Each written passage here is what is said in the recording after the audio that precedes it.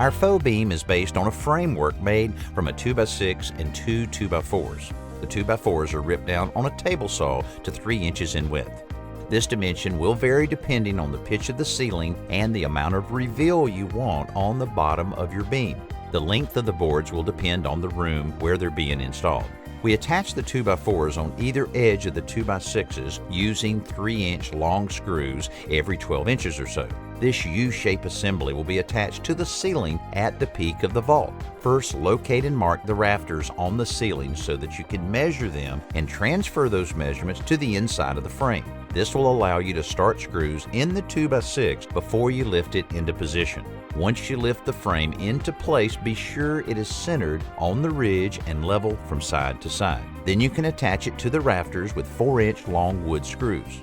After one end is secure, you may have to adjust the position and level of the other end before you secure it. Because this room is so long, we'll need 2 different sections of framing to cover the space. It isn't necessary that they actually touch, just be within a few inches, but they do have to line up with each other.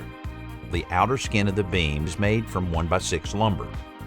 We stained ours before installing it to simplify the process. The bottom or horizontal piece goes on first and is nailed on flush with the outer edges of the 2x4s. It may be necessary to squeeze them together with clamps before nailing them in some spots.